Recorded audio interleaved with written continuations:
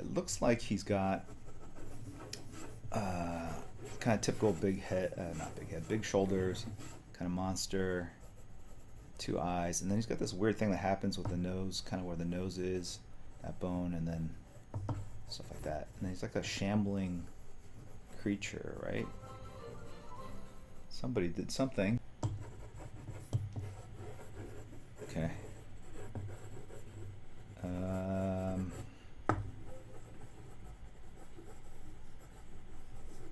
That was another sound too. That was a subscriber. I've got 2 hours to fill. What incentive is there for me to finish this faster? Okay. Can't see that. You want to be free and loose with it, right? Free and loose with it. You want it to kind of draw from your shoulder, not from your fingers, and because the idea is to get as much energy into it as possible. What happens after, when you start tightening it up and putting the details, the drawing starts losing kind of vitality and energy. So the goal is to put as much in there at the beginning, and knowing that you're going to lose maybe 50% of it or more as you kind of do the finishes and the rest of it. So this is Swamp Thing. Already I know that the light source is over here, so all this is going to be in shadow.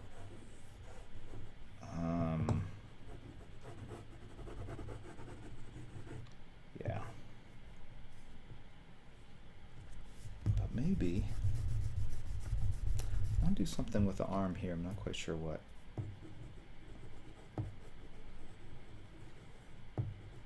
Maybe he's got a fist. Does he have a fist? The drawing is telling me. You know, the writers talk about, oh yeah, the characters will talk to you and tell you what they want to do in the story. Sure. Same thing happens in drawing. The character's telling me he wants a fist there. Does he? Does he want a fist? Maybe he's holding a donut. I'm hungry. What am I gonna do? Go use mechanical pencils to tighten up the drawing. So I'm going to shift from this to a mechanical pencil in a second here. Free associating. What type of eraser do I use? I use this. Love and respect. Cool. All right. Oh, I'm not drawing a perfect hand. I'm trying to let the drawing speak to me through sort of automatic drawing. And so on this one, I'm going to actually draw with the shadows first. Got some toilet paper here, some ink. Okay. All right, dab it in there. You go in here, and I'm going to essentially draw with this. If you do this, you get a texture, which is kind of cool. Very useful with Swamp Thing. But you can also kind of ink like this.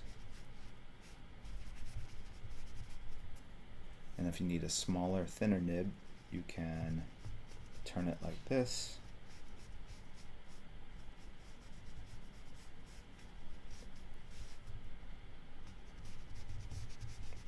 And then it starts to run out of ink. You can start to smudge it.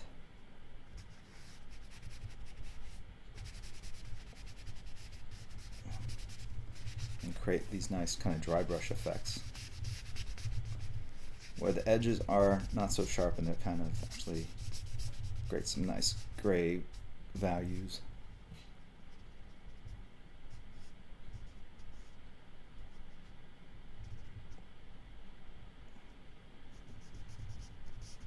All right, you can kind of see it come to life. All right.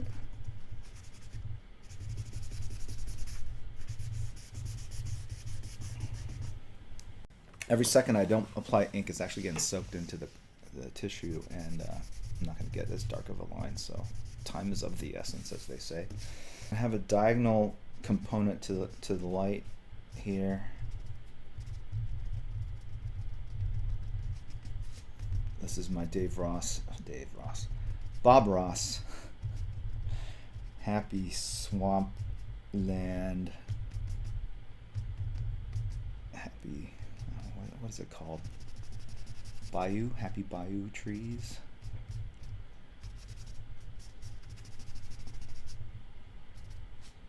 And I realize I've kind of drawn into the art itself. Okay. There we go. That's kind of the line right here.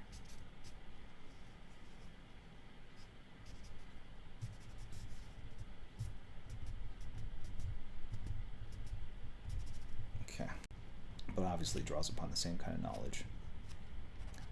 All right, so now, but I will put more events right now. I think this is the last event that's been posted. You check out Event Manager, all that stuff will be posted on there. I'm just really trying to kind of balance my own work, time with my family on the weekends, time with my kids, gaming, whatnot. That's kind of our thing.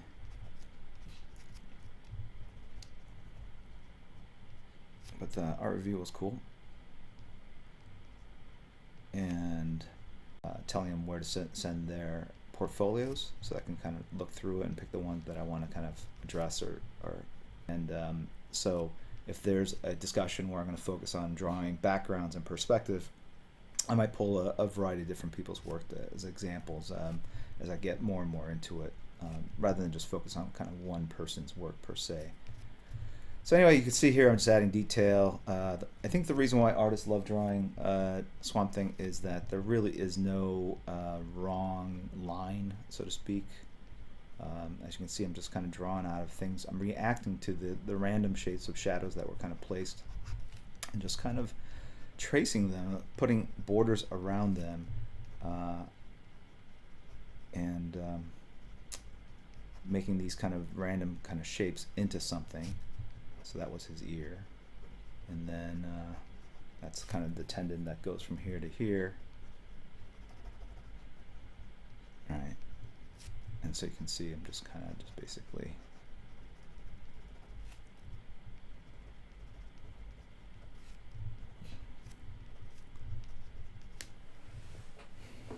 how often do you use tissue? Well, I use it for covers mostly. Well, when I ink myself, although the Wildstorm number 8 cover that I did recently, Scott Williams inked it, but I went and did the tissue effect for the background. If you Google the Wildstorm issue 8 cover, Jim Lee, you'll see my variant edition that features a character called Shen, which was formerly known as Swift, and you can sort of see that. I know I rely on it a lot. I do it a lot. I don't want it to be like a cheat or something that I do in lieu of a background, but I just like the effect so much, and it's a lot of fun, and it just gives it a very kind of dramatic effect. It's very hard for me to kind of resist using it, but at some point you guys will go like, ugh, not the tissue effect again, just in that tone of voice, and I just don't want to be caught doing the same thing over and over. Okay, so you can see I'm just pulling out tendons, or is it roots? Or what is the vascular system within a plant called? It has a certain name. Anyone know? It's the network of things that delivers water to the different parts of the. Yeah. Yeah. So yeah. Your own mileage may vary in kind of using tissue effect. Just know that I've done it a lot over the years, and so after a while you kind of know where it's going to go and how to kind of get a thinner line, a thicker line, and all that kind of stuff. Water tube sounds right. Yeah, Mustache has Mustache has a cheaper one. When I was in Italy for a year, that's kind of what we purchased. It was like $300 or $400, but you can get much nicer ones for like up to like 10 grand. But I think there's the Mustache is okay, but there is a difference between that and let's say $2,000 scanner. I've noticed the difference. So even at the same quote unquote resolution, that $300 scanner is not going to give you the same results. Although that was over 15 years ago, scanner technology has probably just really come quite a ways. So at the end of the day, maybe that $300 or $400 scanner at this point is sufficient. This is actually kind of a full-on sketch. I was just going to do a headshot, but I don't know. I guess I've just really got into the Swamp Thing.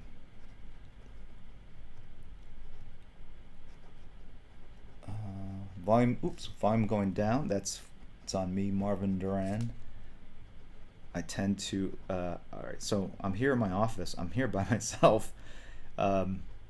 Usually when you're at a panel, you can hear yourself kind of echoing. You can hear your voice through the speakers. It's odd talking to, it literally is like talking to yourself in a room, an empty room. So if my voice kind of trails off, it's because I realize that I am here by myself and I feel odd just babbling, right? So I will go ahead and give me those reminders like, hey, dude, we can't hear you.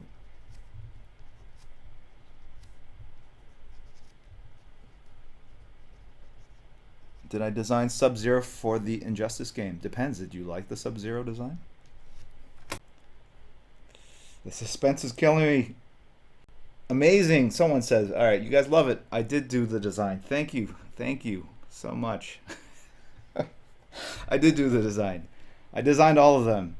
And yes, I've seen the feedback. Some people in my in my Twitter feed will literally be like, "Oh my gosh, this design, Sub-Zero, Raiden, what have you, the best." And then literally the next tweet, it's like, "Oh my god, Jim Lee sucks so bad. I cannot believe they allowed him to do these designs. They look so different." Yeah, the whole point of doing designs for characters that already exist is that you just don't draw them the exact same way they did before, because people have already done that. So yeah, you have to kind of go on a limb and do something that, especially, that's tough, especially if you like the original design and go like, "Oh man, this this Raiden design's really cool. I wouldn't tweak it at all." And then they go, "Well, it doesn't look really any different. We kind of wanted you to do something visually different so people know it's your style." And I said, okay, let me get my high collar reference, connect you guys, I'll hook you guys up right away. Anyway,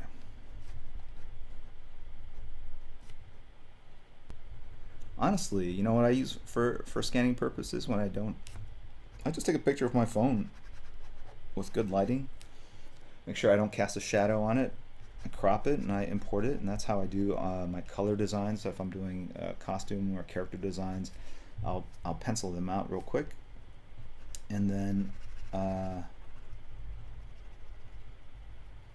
bring them into Photoshop or Procreate on my iPad and basically draw from there, color from there. What is your opinion of the next up-and-coming artist? There are a lot of great artists that are up-and-coming. I wouldn't limit it to up-and-coming artists. I would definitely not say that, oh, once you're a veteran, like, oh, you're not going to astonish people anymore. I see people in the industry for decades, and they're doing stuff that just blows me away, and or doing new kinds of work, or different mediums like Dustin Wynn with his watercolors and stuff. I'll pick up the volume again here, sorry. All right, so I don't limit it to just new people. I would say, like, what artists out there doing great work. And okay, Arthur Adams continues to astonish. I would definitely wholeheartedly agree. Manga Studio. I do have the program. I have it mint condition in a box in my garage for the perfect humidity. Some of my kids have used it. I don't know, man. I'm busy. So I just use Photoshop, and even with Photoshop, I really use it like I'm drawing on paper, I flatten the image. I don't really use layers very effectively. I don't know what difference or half the commands. You know, I just draw, erase. Maybe I use the crop tool every now and then if I can find it. Because you know what? If you crop an image just correctly, you make it into art, man. Think about it. A lot of like modern art, it's just really cropped images. If you take drawing a very commercial piece of art and you blow it up really big so you can see like the grain, the detail, and you might not even know exactly what it is that you're looking at, you can put a big capital A in front of that and put it in a gallery.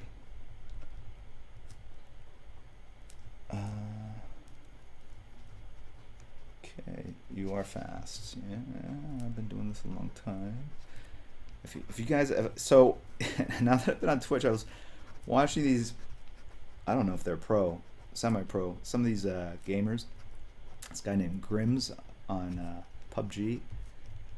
They're so good that it just blows my mind just watching them play these games. I could see the appeal of doing and watching them, and then I go like, oh, maybe what I do is kind of like that.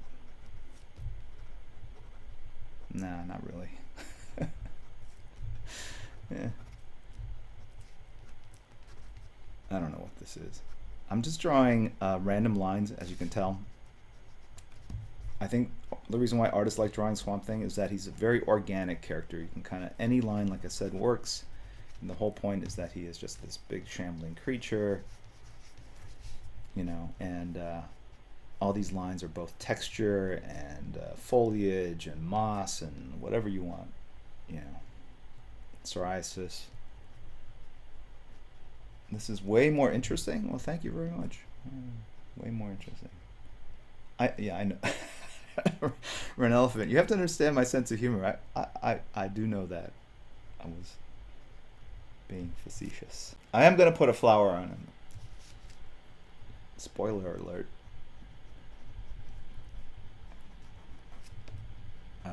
Yeah.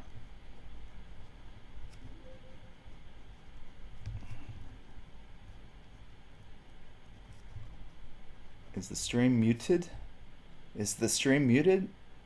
That would be horrible if it were all this time.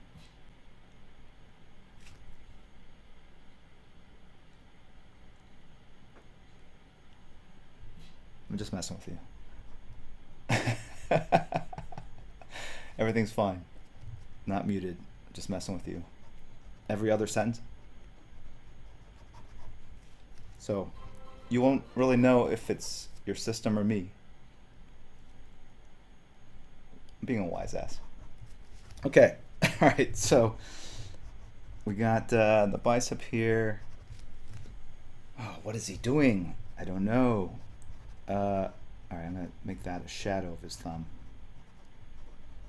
As you can tell, I'm a little more awake than last time. Last time I streamed, it was also on a Sunday, but I had just gotten back from Paris, name drop, where I was, you know, on business. So, and I was definitely feeling the impact.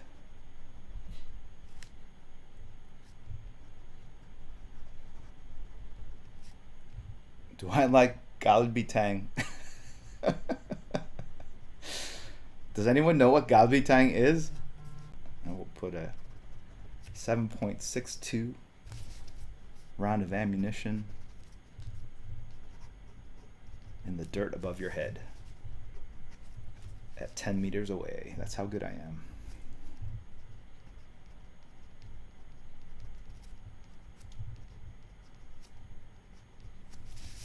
Okay, that's kind of what I have now. So as you can tell, he's a little soft. He's a little he's almost like a little thing, like when the thing had smaller rubble. And so I'm gonna now put what is it called? Roots, wider foliage around him to give him a little more variety. Okay. So now I'm drawing white over black.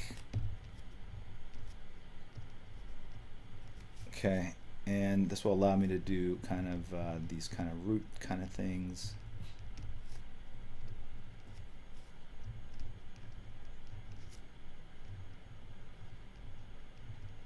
Right, and these roots look very much like capillaries, blood vessels, right? We'll fix that there where the tissue inker messed that up. Okay.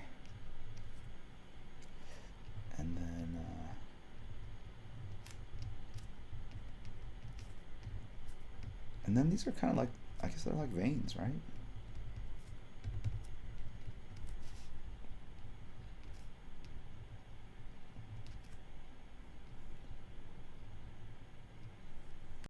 I feel your pain. All right. But I was gonna say something even more self-aggrandizing, but I'll save that for conventions. And the reason why is you can tell if people laugh or not. If you go like, you tell her that you're watching the world famous Jim Lee's, you know, if I say that in a panel, I could, if they don't laugh, I pull that shit back. But if they laugh, you can keep going with it, right? Since there's no laughter here, well, no laughter that I can hear, I have to just be a little more cautious in stuff I say. I'm sure watching Jim Lee stream is the prenup. Yeah, really, of all the things you could do, watching an artist draw a big shambling mound of foliage, I mean, come on, it's pretty innocuous, right? That's probably too much here. For the record, I know that's too much. I realize this. Recently adopted Dodger's going to finish the job this year. I can only hope, as a fair weather fan that has just become a fan this year, that they win, so I can take credit. All right, so I'm gonna go back in. See how this whiteout pen kind of gives you, unless you kind of go in and do a double line like that, it gives you pretty much one kind of thickness in terms of the line work. And when you do that, somehow the human mind goes, oh, I know that that was a pen that drew that line. It's not something that actually exists in this space that the artist has created. So I'm going to go back in with some black, probably a brush or something, and give me more variety in the line weight, and that will help fool the eye, and you guys will actually believe that you are looking at a creature made of compost rather than a two-dimensional illustration with the same weight lines. Shoot, I did that again. I'll turn up the volume of what I just said. Okay.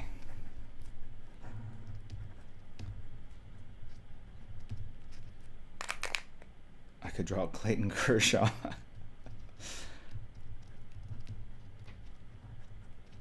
Okay. Leave Thursday, Friday, Saturday. We do appreciate it.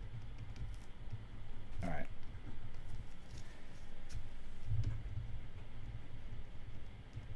Okay.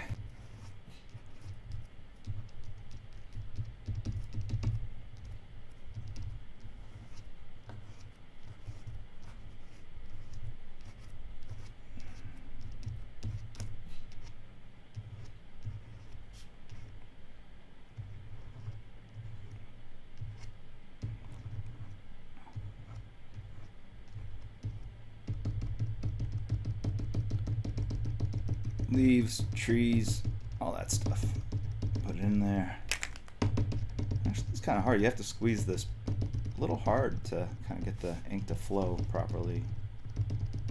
So I would have to say it's almost athletic like.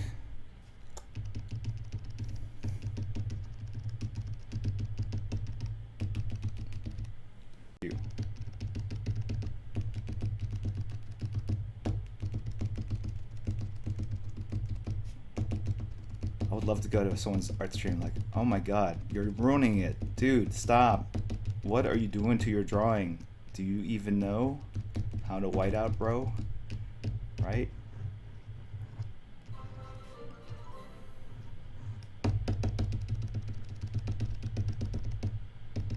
Alright.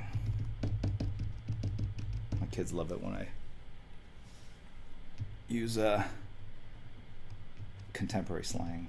They're like, they roll their eyes so hard AF. That was horrible. Excuse me. That was a snortle. All right.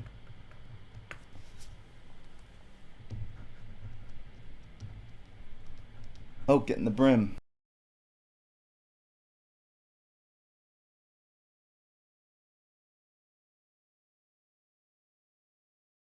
Okay, it's been dry for a while, dude. I'm just trying to kill time. All right, so you can see I'm now going in and creating greater line variance. Does that make sense?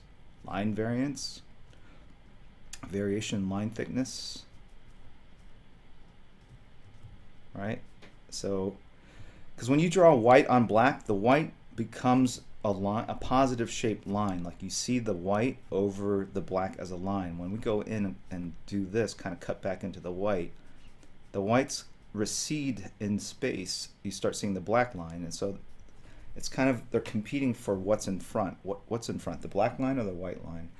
And it's a way of integrating the white lines better into the drawing itself, if that makes any sense. I don't know if I explained that properly. Right? But can you tell? Now it looks like the lines are kind of organically, the white lines are organically coming out of the black shapes as opposed to just sort of laying on top of it. And it's because I'm tapering the ends off. We're putting shadows underneath, so that it looks like it's three-dimensional objects, three-dimensional kind of roots that are casting shadows. Okay. All right. So this is going to be a sub-only giveaway that I'm going to do right now. And then towards the end, I'm going to do a giveaway that's just open to anyone in the group. All right. So fret not.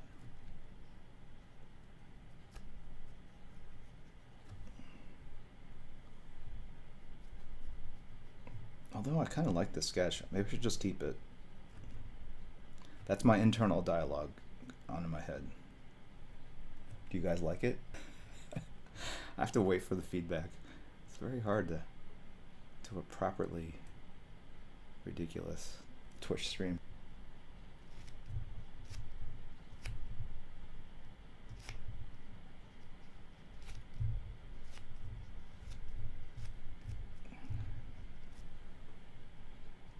How am I going to do the flower thing? Well, he's not really holding anything, so I don't know. I was going to do this thing where he's holding a rose, like saying something like, here for the right reasons or something. It's an inside joke. Some of you might get it.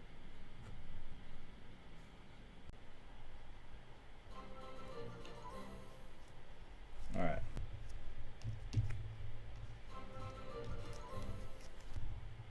And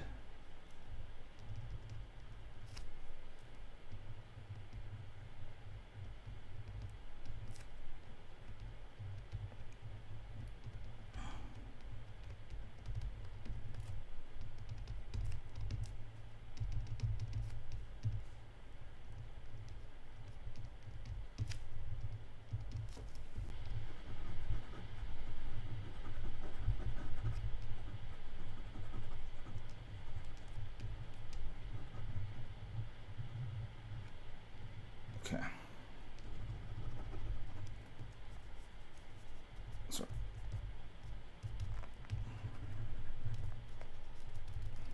Doing a little finger painting here to kind of